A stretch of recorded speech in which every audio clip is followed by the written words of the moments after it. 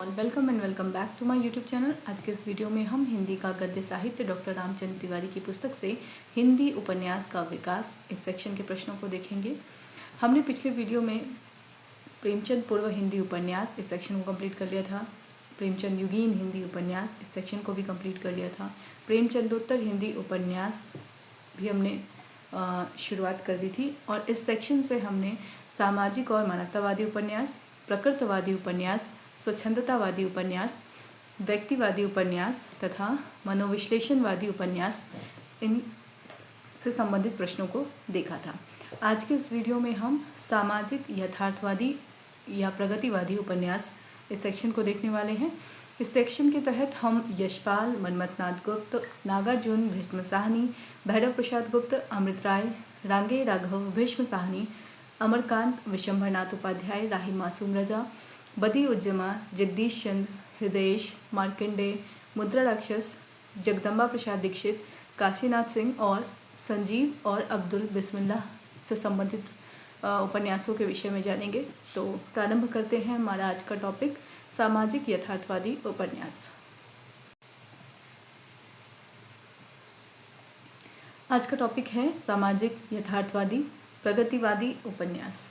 इस सेक्शन के तहत हम यशपाल, नागार्जुन, मन्मथ गुप्त, रांगे राघव, भैरव प्रसाद गुप्त, अमृत राय, भीष्म साहनी, अमरकांत, विशंभरनाथ उपाध्याय, जगदीश चंद्र, राही मासूम रजा, मार्कंडेय, काशीनाथ सिंह, जगदम्बा प्रसाद दीक्षित, हृदयेश, अब्दुल बिस्मिल्लाह, बदी उज्जमा, मुद्रा राक्षस और संजीव इनसे संबंधित उपन्यासों को हम आज के इस वीडियो में कवर करेंगे।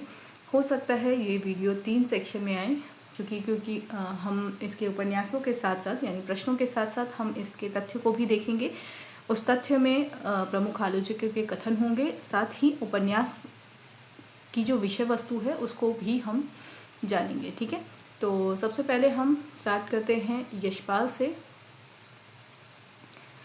तो यशपाल का अगर हम समय देखें तो यशपाल का समय है 1903 से 1976। 1903 इनका जन्म वर्ष है, 1976 इनका मृत्यु वर्ष है। ठीक है, सबसे पहला प्रश्न है यशपाल से, यशपाल का पहला प्रकाशित उपन्यास कौन सा है और उसका प्रकाशन वर्ष क्या है। पहला है देशद्रोही 1943, दूसरा है दिव्या 1945, तीसरा है दादा कामरेड 1941, चौथा है पार्टी कामरेड। सही उत्तर क्या होगा? यशपाल का पहला प्रकाशित उपन्यास है दादा कामरेड 1941। ठीक है, उसका प्रकाशन वर्ष क्या है? 1941। यशपाल के उपन्यासों के संदर्भ में अगर हम बात करें तो इनके जो उपन्यास है वो हम देख लेते हैं कि कौन कौन से उपन्यास यशपाल के हैं। सबसे पहला उपन्यास इनका है दादा कामरेड जिसका प्रकाशन वर्ष 1941 है। दूसरा है देशद्रोही, प्रकाशन वर्ष 1943। तीसरा है दिव्या, प्रकाशन वर्ष 1945। पार्टी कामरेड, प्रकाशन वर्ष 1946। मनुष्य के रूप, प्रकाशन वर्ष 1949। अमिता 1956। झूठा सच 2 भाग में है, एक 1958 है और एक 1960 है। ठीक है, एक बार मैं इसमें देख लेती हूँ। 12 घंटे भी इनका एक उपन्यास है, प्रकाशन वर्ष 1962 है।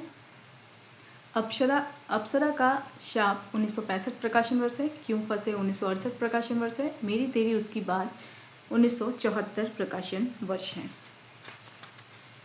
ठीक है, तो ये कुछ उपन्यास जो थे वो यशपाल के उपन्यास हैं। इनसे संबंधित प्रश्नों को हम आगे देखेंगे।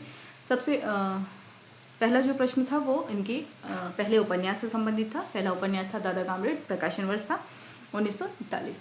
अगला जो प्रश्न है वो है यशपाल स्पष्ट रूप से किस विचारधारा के समर्थक थे जो उनके उपन्यासों के प्रगतिवादी दृष्टिकोण का आधार है। ऑप्शन ए गांधीवादी विचारधारा, ऑप्शन बी अस्तित्ववादी विचारधारा, ऑप्शन सी मार्क्सवादी विचारधारा, ऑप्शन डी आदर्शवादी विचारधारा। तो यशपाल स्पष्ट रूप से किस विचारधारा के समर्थक थे? सही उत्तर होगा मार्क्सवादी विचारधारा। अगला प्रश्न है किस आलोचक ने यशपाल के उपन्यास दादा कामरेड को जैनेन्द्र जी के सुनीता से शुरू हुए भाभीवाद का सूत्र पकड़ने वाला बताया है। ऑप्शन ए है Ramvilas Sharma, option B Namvar Singh, option C Hazari Prasad Dwivedi, option D Ramchandra Shukla. सही उत्तर होगा डॉक्टर रामविलास शर्मा ने यशपाल के उपन्यास दादा कामरेड को जैनेन्द्र की सुनीता से शुरू हुए भावविवाद का सूत्र पकड़ने वाला बताया है। संबंधित तथ्य देख लेते हैं। यशपाल पर कुछ आलोचकों ने प्रचारवादी होने का आरोप लगाया है और कुछ ने भावीवादी होने का। डॉक्टर रामविलास शर्मा ने लिखा है, जैनेन्द्र जी ने सुनीता से जो भावीवाद शुरू किया था, यशपाल जी ने वही सूत्र दादा कामरेड में पकड़ लिया है। तो यह जो कथन है यह महत्वपूर्ण कथन है यशपाल के संदर्भ में, और इस कथन के जो ये कथन है डॉक्टर रामविलास शर्मा का। ठीक है, इससे संबंधित और कोई जानकारी नहीं दी गई है। फिलहाल हम अगले प्रश्न की ओर जाते हैं। अगला प्रश्न है, यशपाल के अनुसार उनका कौन सा उपन्यास हिंदी में रोमांस और राजनीति के मिश्रण का आरंभ था? ऑप्शन ए झूठा सच, ऑप्शन बी मेरी तेरी उसकी बात, ऑप्शन सी दादा कामरेड, ऑप्शन डी दिव्या। सही उत्तर होगा हिंदी में रोमांस और राजनीति के मिश्रण का आरंभ था कौन सा उपन्यास? दादा कामरेड उपन्यास।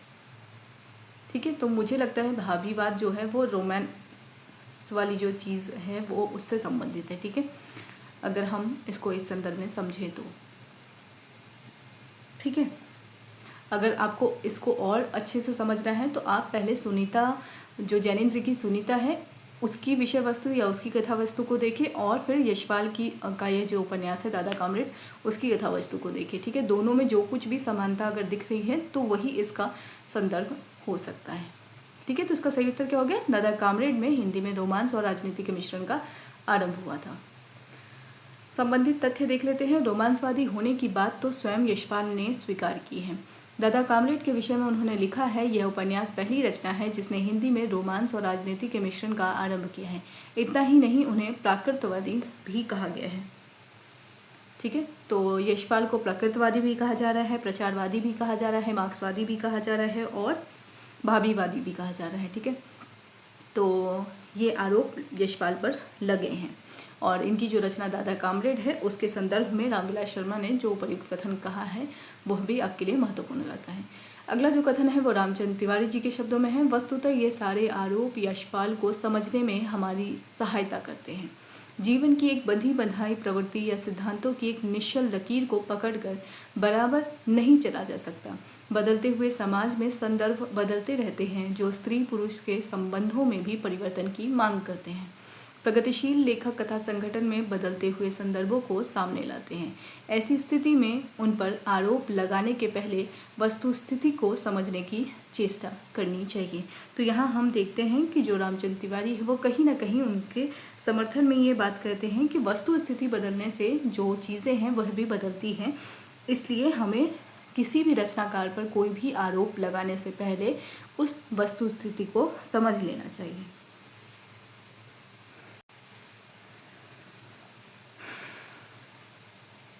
अगला प्रश्न है, यशपाल की उपन्यास कला का चरम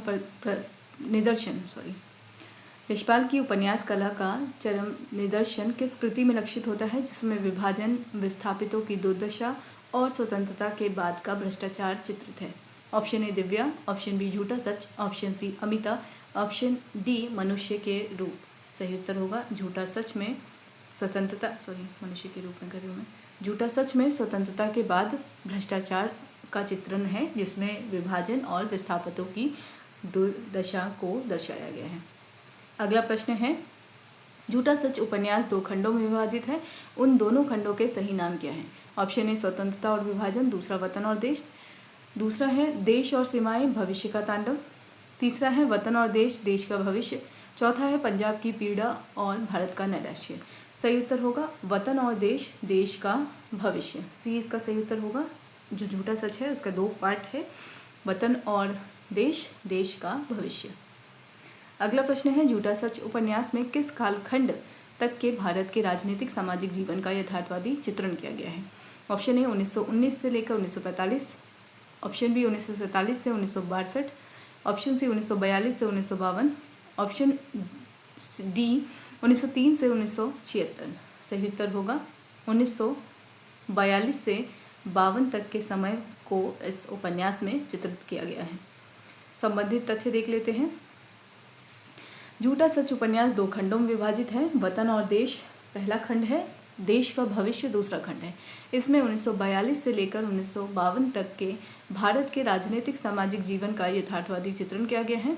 विभाजन के पूर्व के पंजाब की स्थिति, वहाँ के जन समाज का मानसिक संगठन, निम्न मध्यवर्गीय जीवन की अव्यवस्था, राजनीतिज्ञों के दांवपेच, सांप्रदायिक संकीर्णता और तनाव, देश का विभाजन, भीषण नरसंहार, विस्थापितों की दुर्दशा, उनकी अक्षय जीवन शक्ति, मनुष्यता के आवरण के भीतर दबी हुई पशुता का तांडव, स्वतंत्र प्राप्ति के बाद का समाज और उसमें व्याप्त भ्रष्टाचार, उच्च वर्ग की स्वार्थपरता, निम्न मध्य वर्ग का नैराश्य आदि सब कुछ इसमें यथार्थ रूप में चित्रित हुआ है।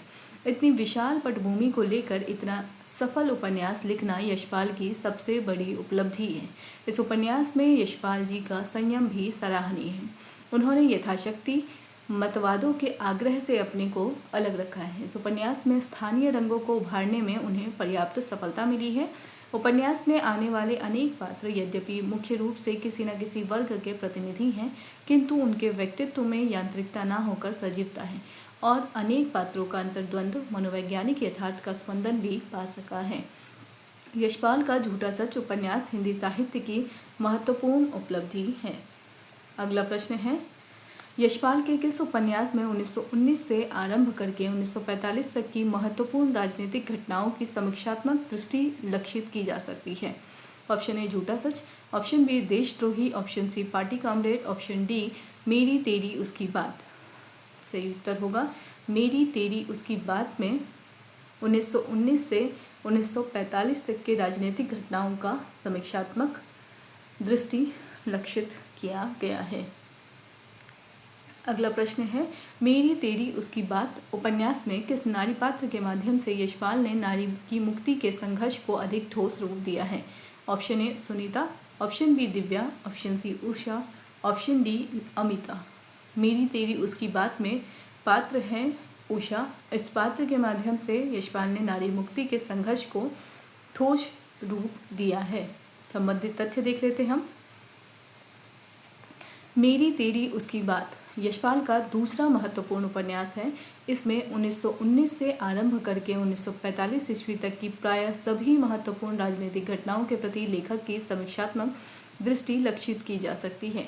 यही नहीं, इस अवधि में देश की शिक्षित जनता को प्रभावित करने वाली राजनीतिक विचारधाराओं का विवेचन भी इस उपन्यास में किया गया है। यशपाल ने गांधीवादी विचारधारा को अव्यवहारिक और जनतंत्र विरोधी प्रमाणित करना चाहा है। इस उपन्यास के केंद्र में सर्वाधिक सशक्त नारी पात्र उषा है। उषा के माध्यम से यशपाल ने नारी की मुक्ति के संघर्ष को अधिक ठोस रूप दिया है। निश्चय ही यशपाल के प्रवर्तिक उपन्यासों में मेरी तेरी उसकी बात सर्वाधिक सशक्त रचना है। अगला प्रश्न है, यशपाल के उपन्यासों का उनके प्रकाशन वर्ष के अनुसार सही आरोही क्रम क्या है? ऑप्शन ए देशद्रोही, दिव्या, अमिता, झूठा सच, ऑप्शन बी दादा कामरेड, दिव्या, झूठा सच, मेरी तेरी उसकी बात, option C Divya, party comrade, मनुष्य के रूप, अमिता, ऑप्शन डी सभी विकल्प सही है। तो सही उत्तर क्या होगा?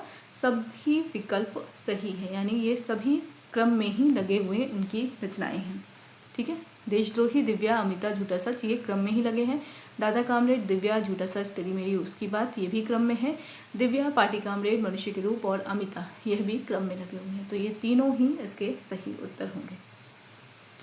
तो हमने यशपाल के उपन्यासों को देख लिया। सामाजिक यथार्थवादी उपन्यासकार के अंतर्गत हमने सबसे पहले उपन्यासकार यशपाल को देखा। अगले हैं मनमथनाथ गुप्त। मनमथनाथ गुप्त का जो समय है वह है 1908 से 2000। इनसे संबंधित प्रश्नों को देखेंगे। तो सबसे पहला जो इनका प्रश्न है वह है मनमथनाथ गुप्त किस दल से संबंध रहे थे, किस दल से संबंध रहे थे जिसके कारण उन्हें अनुभव की पूंजी प्राप्त हुई? ऑप्शन ए भारतीय राष्ट्रीय कांग्रेस, ऑप्शन बी क्रांतिकारी दल, option C Marxvadi communist party, option D Samajwadi party. Manmathnath Gupt किस दल से संबंधित थे जिसके कारण उनको अनुभव की पूंजी प्राप्त हुई? तो सही उत्तर होगा क्रांतिकारी दल से संबंध थे। अगला प्रश्न है, मनमथनाथ गुप्त का सबसे पहला प्रकाशित उपन्यास जो इस सूची में दिया गया है कौन सा है? ऑप्शन ए सुधार 1946 प्रकाशन वर्ष है, ऑप्शन बी दुष्चरित्र 1949 प्रकाशन वर्ष है। ऑप्शन सी अवसान 1950 प्रकाशन वर्ष है। ऑप्शन डी जय यात्रा। तो सबसे पहला प्रकाशित उपन्यास मन्मथनाथ गुप्त का है सुधार, जिसका प्रकाशन वर्ष 1946 है। अब हम मन्मथनाथ गुप्त से संबंधित उनकी समस्त रचनाओं को देखेंगे। तो सबसे पहली रचना अगर हम देखें उनकी है अवसान। ठीक है, एक सेकेंड।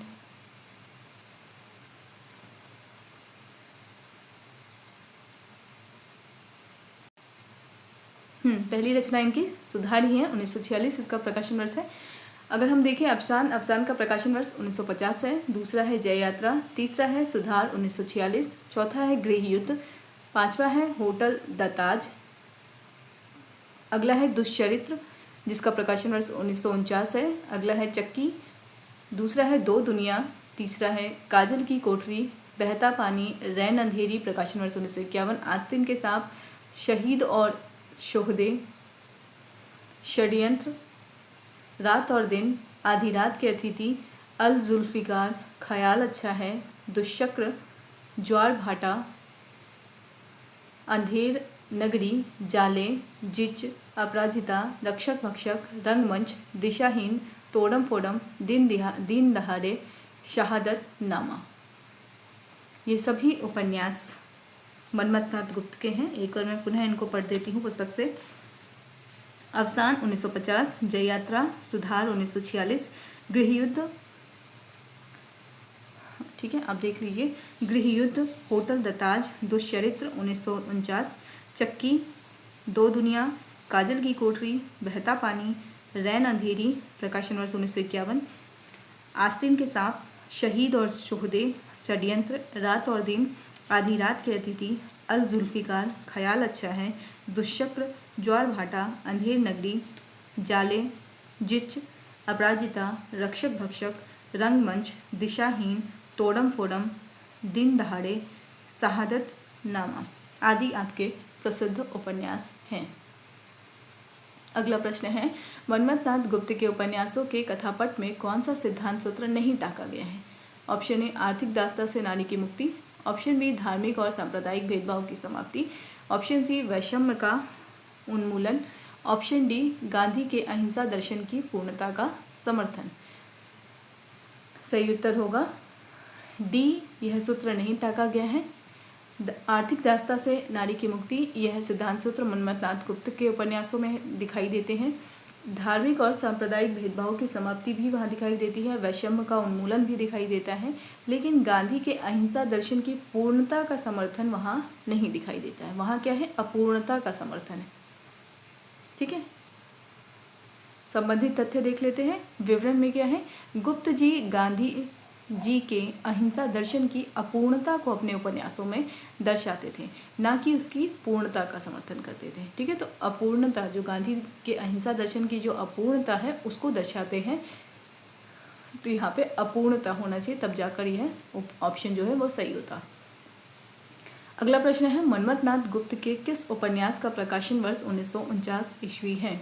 ऑप्शन ए सुधार, ऑप्शन बी दुष्चरित्र, ऑप्शन सी अवसान, ऑप्शन डी रैन अंधेरी।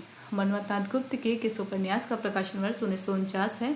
सही उत्तर होगा दुष्चरित्र। दुष्चरित्र का प्रकाशन वर्ष 1949 है। अगला प्रश्न है, मन्मथनाथ गुप्त का स्पष्ट मत क्या है कि स्वतंत्रता प्राप्ति के बाद भारत में किस विषय में कोई अंतर नहीं पड़ा है? ऑप्शन ए धार्मिक भेदभाव की समाप्ति में, ऑप्शन बी निम्न वर्ग और निम्न मध्य वर्ग के प्रति सहानुभूति में, ऑप्शन सी अमीरों और गरीबों की दो दुनिया ज्यों की त्यों चल रही है, ऑप्शन डी पाखंडपूर्ण आचरण के प्रति तिरस्कार में। मन्मथनाथ गुप्त का स्पष्ट मत क्या है कि स्वतंत्रता प्राप्ति के बाद भारत में किस विषय में कोई अंतर नहीं पड़ा है? तो सही उत्तर क्या होगा, अमीर और गरीब की दो दुनिया ज्यों की त्यों चल रही है। यही जो एक विषय है जो स्वतंत्रता प्राप्ति के बाद भी नहीं बदल पाया है। अगला प्रश्न है, मन्मथनाथ गुप्त के उपन्यास लेखन की एक प्रमुख कमी क्या बताई गई है? ऑप्शन ए वे मनोरंजक कथा सृष्टि नहीं कर पाते, ऑप्शन बी वे पात्रों के अंतर जगत में प्रवेश नहीं कर पाते, ऑप्शन सी वे वैषम्य का उन्मूलन नहीं चाहते थे, ऑप्शन डी वे पूरी शक्ति केवल उपन्यास लेखन में ही लगाते थे। तो मन्मथनाथ गुप्त के उपन्यास लेखन की सबसे कमी जो है वे पात्रों के अंतर जगत में प्रवेश नहीं कर पाते हैं। तो यह इनके उपन्यासों की कमी दिखाई देती है। अगला प्रश्न है, मन्मथनाथ गुप्त के किस उपन्यास का प्रकाशन वर्ष 1951 ईस्वी है? ऑप्शन ए अवसान, option B hotel the Taj, option C रैन अंधेरी, ऑप्शन डी चक्की। सही उत्तर होगा रैन अंधेरी का प्रकाशन वर्ष है 1951। अगला प्रश्न है, दिए गए उपन्यासों में कौन सा उपन्यास मन्मथनाथ गुप्त का नहीं है? ऑप्शन ए आस्तीन के सांप, ऑप्शन बी तोडम फोडम, ऑप्शन सी झूठा सच, ऑप्शन डी शहादतनामा। तो सही उत्तर क्या होगा? झूठा सच यशपाल का है। आस्तीन के सांप, तोडम फोडम और शहादतनामा जो है ये मन्मथनाथ गुप्त की रचना है। तो अगर हम देखें तो झूठा सच इसका सही उत्तर नहीं होगा। झूठा सच यशपाल द्वारा लिखा गया है। अगला प्रश्न है, मन्मथनाथ गुप्त के उपन्यास लेखन के पीछे उनके जीवन के कौन से दो प्रमुख आधार रहे हैं? ऑप्शन ए आधुनिक युग का राजनीतिक जागरण और पाखंडपूर्ण आचरण का समर्थन, ऑप्शन बी क्रांतिकारी जीवन का अनुभव और गांधी दर्शन की पूर्णता, ऑप्शन सी अनुभव की पूंजी और जीवन के प्रति एक निश्चित दृष्टिकोण, ऑप्शन डी निम्न वर्ग की सहानुभूति और उच्च वर्ग का समर्थन। सही उत्तर होगा अनुभव के पूंजी और जीवन के प्रति एक निश्चित दृष्टिकोण ही इनके उपन्यासों का प्रमुख आधार रहा है। अगला प्रश्न है, मन्मथनाथ गुप्त के उपन्यासों का प्रकाशन वर्ष के अनुसार सही कालक्रम क्या है? ऑप्शन ए अवसान, ऑप्शन ए अवसान सुधार दुश्चरित, ऑप्शन बी दुश्चरित अवसान रैन अंधेरी, ऑप्शन सी रैन अंधेरी सुधार अवसान, ऑप्शन डी सुधार रैन अंधेरी दुश्चरित्र। सही उत्तर होगा बी दुश्चरित अवसान और रैन अंधेरी। प्रकाशन वर्ष भी देख लेते हैं, 1949 दुश्चरित्र, अवसान का 1950 और रैन अंधेरी 1951। ठीक है, तो जो अगर हम देखें तो प्रकाशन वर्ष भी इन्हीं 3 उपन्यासों का दिया गया है। बाकी जो उपन्यास हैं हमने मन्मथनाथ गुप्त के उपन्यासों से संबंधित प्रश्नों को देखने से पूर्व हमने उनके उपन्यासों को देख लिया था। ठीक है, तो वहाँ पे सिर्फ 3 जो उपन्यास थे उनके ही प्रकाशन वर्ष दिए गए थे। अगले जो रचनाकार हैं वो है नागार्जुन। नागार्जुन का समय है 1910 से 1998। इनका जो 1910 समय है वो जन्म वर्ष का है और 1998 मृत्यु वर्ष का है। तो पहला प्रश्न है, किस उपन्यास में समाज के भ्रष्टाचार और बगुला भक्तों का पर्दाफाश किया गया है? Option A Garibdas, option B Imratiya, option C Paro, option D Ratinath की चाची। सही उत्तर होगा इमरतिया में समाज के भ्रष्टाचार और बगुला भक्तों का पर्दाफाश किया गया है। अगला प्रश्न है, उपन्यास पारो मूलतः किस भाषा में लिखा गया था? Option A Khari Boli Hindi, option B Maithili, option C Bhojpuri, option D Awadhi. उपन्यास पारो मूलतः लिखा गया है मैथिली में। पारो मूलतः मैथिली में लिखा गया है। अगला प्रश्न है, उपन्यास पारो को खड़ी बोली हिंदी में किस वर्ष रूपांतरित किया गया था? Option A 1946, option B 1965, option C 1975, option D 1980।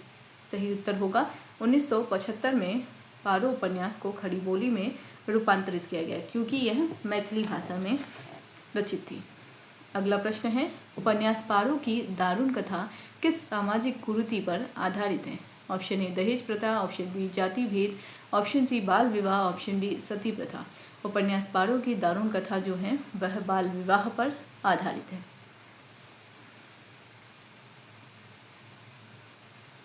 पारो के संबंध में अगर हम बात करें तो पारो मूलतः 1946 में मैथिली में लिखा गया था।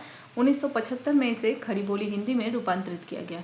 इसमें बाल विवाह जैसी कुरीति की बेड़ी पर अपना पूरा जीवन होम कर देने वाली युवती की दारुण कथा कही गई है। अगला प्रश्न है, नागार्जुन का अंतिम उपन्यास कौन सा है? ऑप्शन ए बाबा बटेश्वर नाथ, ऑप्शन बी पारो, ऑप्शन सी गरीबदास, ऑप्शन डी नई पौध।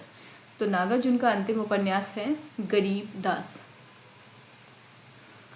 नागार्जुन के सभी उपन्यासों को हम एक बार यहाँ साथ में देख लेते हैं। सबसे पहला उपन्यास इनका है रतिनाथ की चाची।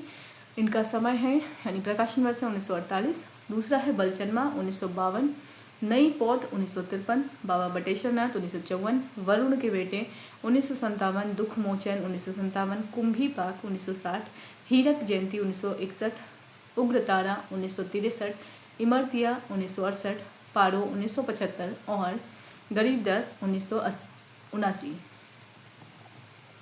ठीक है, तो अंतिम उपन्यास कौन सा हुआ नागार्जुन का? गरीबदास। अगला प्रश्न है, गरीबदास उपन्यास की व्यथा कथा के बहाने क्या उजागर किया गया है? ऑप्शन ए विदेशी शक्तियों का षड्यंत्र, ऑप्शन बी प्राचीन भारतीय संस्कृति का ह्रास, ऑप्शन सी स्वतंत्र भारत के ग्रामीण जीवन के सामाजिक आर्थिक अंतर्विरोध, ऑप्शन डी केवल धार्मिक पाखंड। गरीबदास उपन्यास की व्यथा कथा के बहाने उजागर किया है स्वतंत्र भारत के ग्रामीण जीवन के सामाजिक आर्थिक अंतर्विरोध को इसमें उजागर किया गया है। संबंधित तथ्य देख लेते हैं। गरीबदास का नागार्जुन का अंतिम उपन्यास है। इसमें गरीबदास की व्यथा कथा के बहाने स्वतंत्र भारत के ग्रामीण जीवन के सामाजिक आर्थिक अंतर्विरोधों को उजागर किया गया है। अगला प्रश्न है, नागार्जुन अपनी कथा रचना के माध्यम से किस प्रकार के समाज की प्रतिष्ठा में लगे रहे हैं? ऑप्शन ए केवल किसानों पर आधारित उप समाज, ऑप्शन बी प्राचीन मूल्यों पर आधारित समाज, ऑप्शन सी सभी प्रकार के शोषण से मुक्त नया समाज, ऑप्शन डी प्रचारवाद को बढ़ावा देने वाला समाज। तो नागार्जुन अपनी कथा रचना के माध्यम से किस प्रकार के समाज की प्रतिष्ठा में लगे हैं? सभी प्रकार के शोषण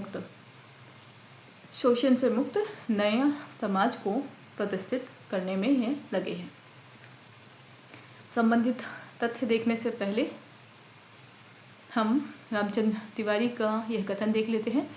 रामचंद्र तिवारी के शब्दों में नागार्जुन की बहुत बड़ी विशेषता उनके भीतर निरंतर जलने वाली आग है, साथ ही उनमें मिथिला की धरती की गंध भी है।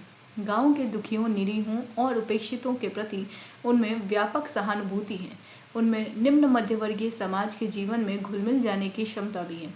नागार्जुन पुराने सड़े हुए समाज के कुंभीपाक को समाप्त कर देना चाहते हैं और नए समाज की रचना करना चाहते हैं। उनमें समाजवाद के प्रति बौद्धिक लगाव ही नहीं, हार्दिकता भी है। उनके प्रत्येक उपन्यास में नए समाज की आकांक्षा और उसकी प्रतिष्ठा का संकेत मिलता है। अगला प्रश्न है, नागार्जुन की रचनात्मक प्रयत्न की वह विशेषता क्या है जिसके कारण वह प्रशंसनीय है? ऑप्शन ए यह केवल मैथिली भाषा में है, ऑप्शन बी यह रचनात्मक प्रयत्न प्रचारवाद का रूप नहीं ले सका है, ऑप्शन सी यह पूर्णतः व्यक्तिवादी दर्शन पर आधारित है, ऑप्शन डी यह केवल इतिहास पर केंद्रित है। सही उत्तर होगा यह रचनात्मक प्रयत्न प्रचारवाद का रूप नहीं ले सका है। अगला प्रश्न है, उपन्यास पारो की मूल रचना 1946 और हिंदी रूपांतरण 1975 के बीच का समयांतर कितना है? सही उत्तर होगा 29 वर्ष। अगला प्रश्न है, बाबा बटेश्वर नाथ उपन्यास का मुख्य उद्देश्य पाठ के अनुसार क्या है? ऑप्शन ए बाल विवाह की कथा कहना, ऑप्शन बी गरीबदास की व्यथा को उजागर करना, ऑप्शन सी बरगद के पुराने वृक्ष को बचाने का प्रयास करना, ऑप्शन डी शोषण से मुक्त नए समाज की प्रतिष्ठा करना। सही उत्तर होगा सी बरगद के पुराने वृक्ष को बचाने का प्रयास करना। संबंधित तथ्य देख लेते हैं। बाबा बटेश्वर नाथ में बरगद के पुराने वृक्ष को बचाने के लिए जैकिसन और जीवन संयुक्त मोर्चा बनाकर अन्याय का विरोध करते हैं। तो दो पात्र हैं, जैकिसन और जीवन, ये दोनों संयुक्त मोर्चा बनाकर अन्याय का विरोध करते हैं। ठीक है, अगला इनका उपन्यास है रतिनाथ की चाची। ठीक है, आपने प्रारंभ में देखा रतिनाथ की चाची। इसमें लेखक ने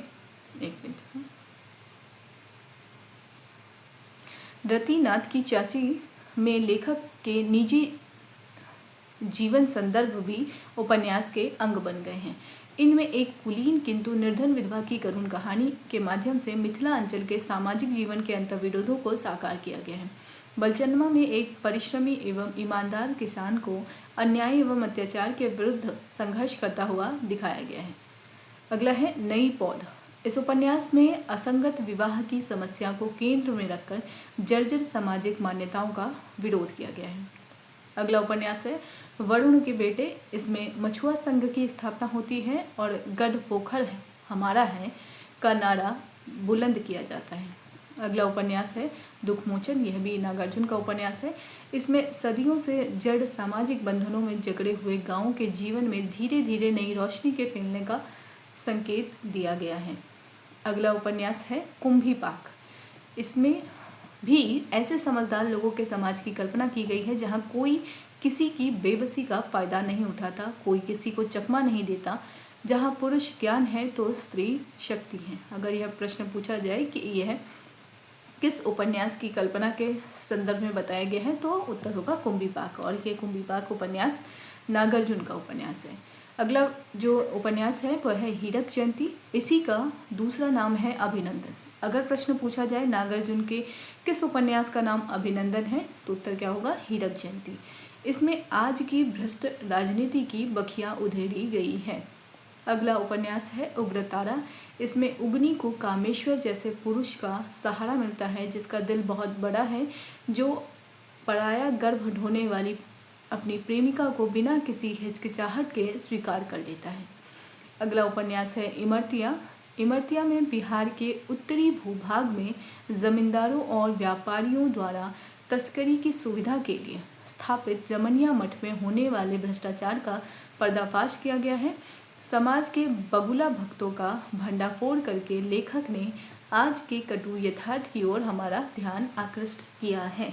तो ये सभी उपन्यास नागार्जुन के थे और इनकी विषय वस्तु से भी आप परिचित हो लिए। ठीक है, अगले हमारे रचनाकार हैं भीष्म साहनी। भीष्म साहनी से संबंधित प्रश्नों को हम अगले वीडियो में करेंगे। फिलहाल आज के इस वीडियो को हम यहीं पे एंड करते हैं। हमने सामाजिक और यथार्थवादी उपन्यास से संबंधित 3 पात्रों को यानी 3 उपन्यासकारों को देखा आज, यशपाल, मन्मथनाथ गुप्त और नागार्जुन। कल हम कोशिश करते हैं इस सेक्शन से ज़्यादातर उपन्यासकारों को कंप्लीट कर सके। तो फिलहाल इस वीडियो को यहीं पे एंड करते हैं।